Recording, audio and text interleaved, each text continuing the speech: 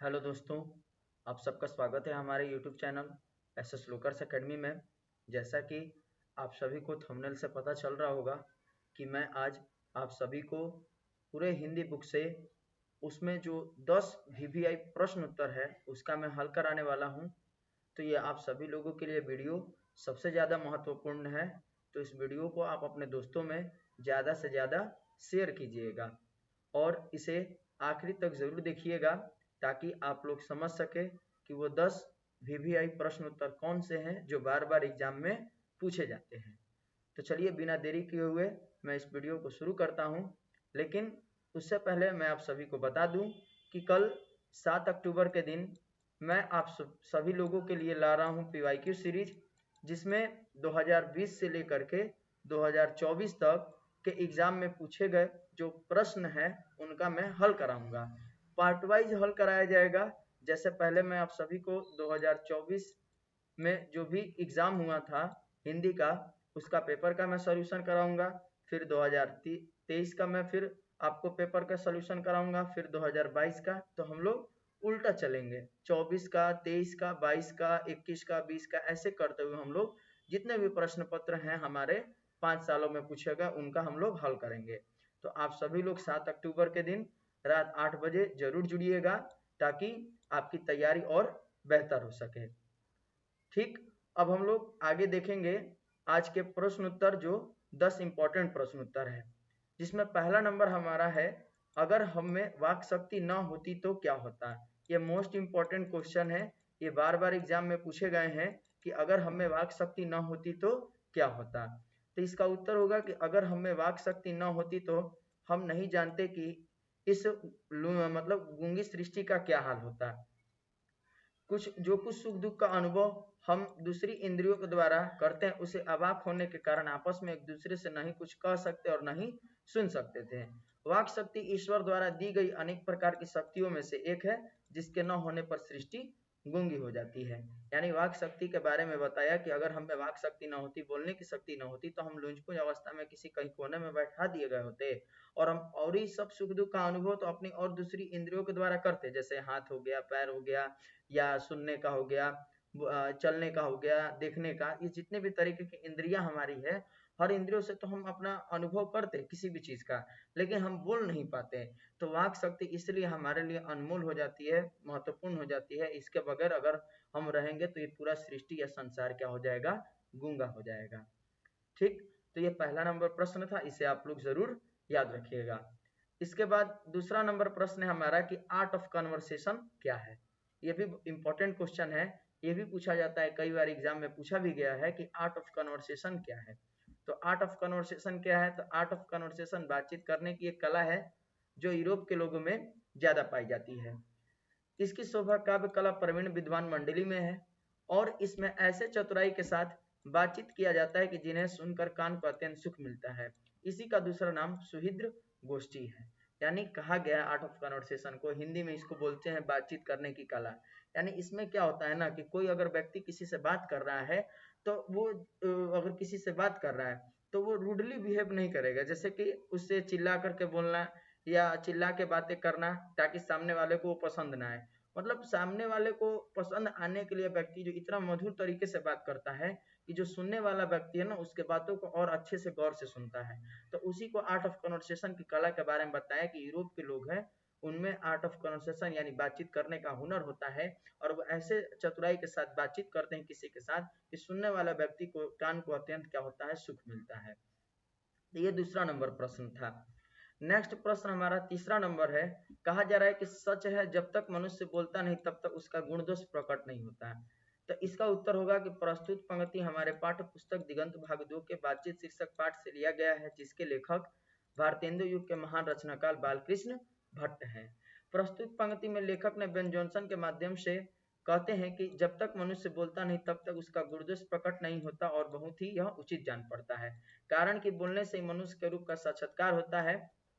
जब मनुष्य अपने मुख से कुछ बोलता है तो वह सामने वाले के दिमाग पर असर डालता है। अगर बात अच्छी हुई तो व्यक्ति खुश हो जाता है और अगर बुरी हुई तो व्यक्ति दुखी हो जाता है। इस प्रकार बोलकर व्यक्ति अपना गुण दोष दिखलाता है। तो ये हमारा तीसरा नंबर प्रश्न था जो कि कई बार ये भी एग्जाम में पूछे गए प्रश्नों में से एक है, तो इसे भी आप लोग याद रखिएगा। ये तीसरा नंबर प्रश्न था हमारा। चौथा नंबर प्रश्न की ओर बढ़ेंगे। कहा जा रहा है कि लहना सिंह का परिचय अपने शब्द में दे। ये भी इंपॉर्टेंट क्वेश्चन है, वीवीआई क्वेश्चन है। कभी कभार ये 5 नंबर वाले प्रश्न में भी पूछा जाता है कि लहना सिंह का परिचय अपने शब्दों में दे। तो इसका उत्तर होगा कि लहना सिंह, उसने कहा था, शीर्षक कहानी का नायक है। ठीक, वह नंबर 77 राइफल्स में जमादार था। ठीक ना, जमादार पद पर कार्यरत था। कौन? तो लहना सिंह जमादार पद पर कार्यरत था। वह एक कर्मनिष्ठ सैनिक था जो भारत से दूर विदेश फ्रांस में जर्मन सेना के विरुद्ध लड़ने गया था।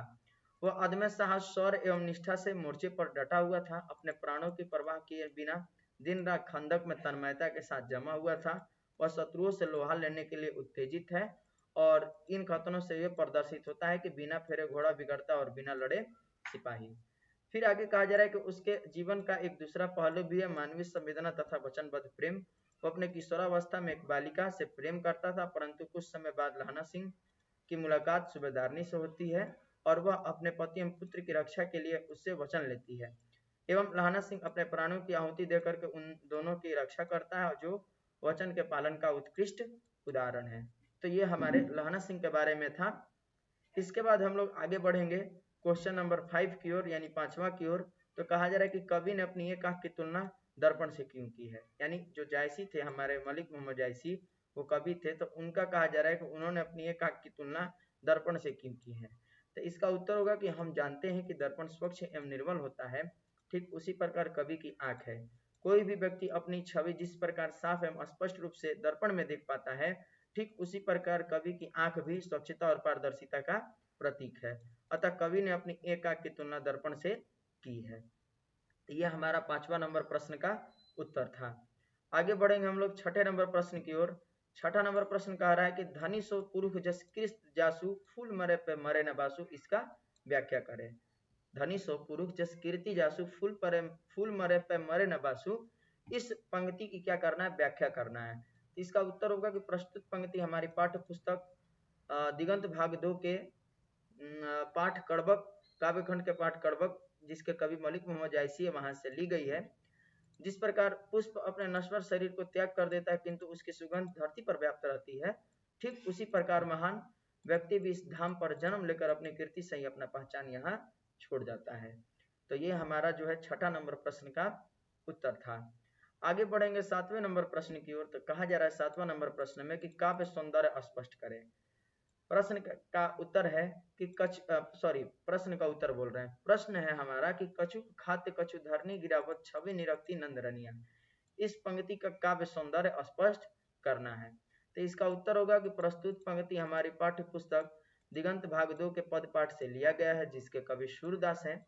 कवि इस पंक्ति के माध्यम से कहते हैं कि बालक कृष्ण बालक कृष्ण जो है नंद की गोद में बैठ करके भोजन करते हैं, कुछ खाते हैं, कुछ धरती पर गिराते हैं और इस दृश्य को माँ यशोदा देख करके निहारती हैं। तो ये 7वां नंबर प्रश्न का हमारा उत्तर था।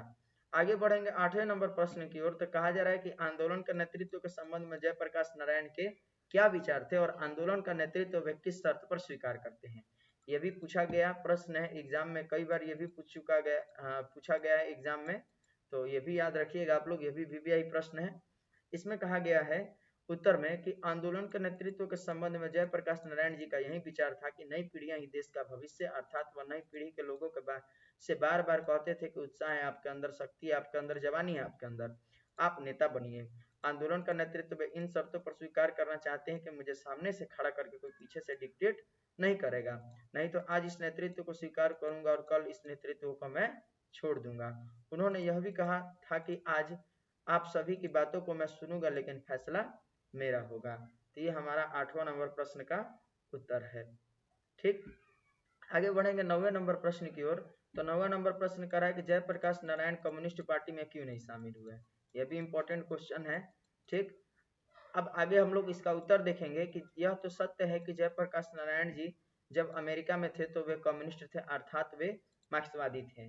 जब वे भारत लौटे तो घोर कम्युनिस्ट बनकर लौटे, किंतु वे कांग्रेस में दाखिल हुए, वो कम्युनिस्ट पार्टी में शामिल नहीं हुए।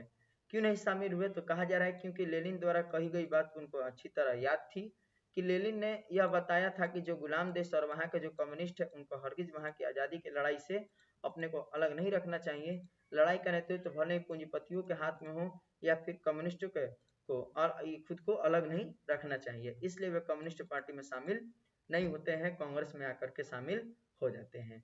तो ये 9 नंबर प्रश्न था हमारा। अगला प्रश्न 10वां नंबर है। 10वां नंबर कहा जा रहा है कि नारी की पराधीनता कब से आरंभ हुई। ये मोस्ट इंपॉर्टेंट ये भी क्वेश्चन है, ये भी एग्जाम में कई बार पूछा गया है कि नारी की पराधीनता कब से आरंभ हुई। तो इसका उत्तर होगा कि नारी की पराधीनता तब से आरंभ हुई जब मानव जाति ने कृषि का आविष्कार किया, जिसके चलते नारी घर में और पुरुष बाहर रहने लगा। यहाँ से जिंदगी दो टुकड़ों में बट गई। घर का जीवन सीमित और बाहर का जीवन असीमित होता गया और छोटी जिंदगी बड़ी जिंदगी के अधीन होती चली गई। नारी की पराधीनता का संक्षिप्त यह इतिहास है। तो यह हमारा टोटल 10 प्रश्न थे, जो कि पूरे बुक से मैंने आप सभी लोगों को जो 10 इंपॉर्टेंट क्वेश्चन जो बार बार एग्जाम में आते हैं वो उसका मैं आप सभी लोगों को हल कराया। अब आप लोग ये भी सोच रहे होंगे कि केवल ये 10 प्रश्न पढ़ लेंगे तो हम एग्जाम को पास कर जाएंगे, तो ऐसा नहीं है। 10 प्रश्न ये केवल मैंने बताया कि ये बार बार पूछे गए एग्जाम में आने वाले प्रश्न थे।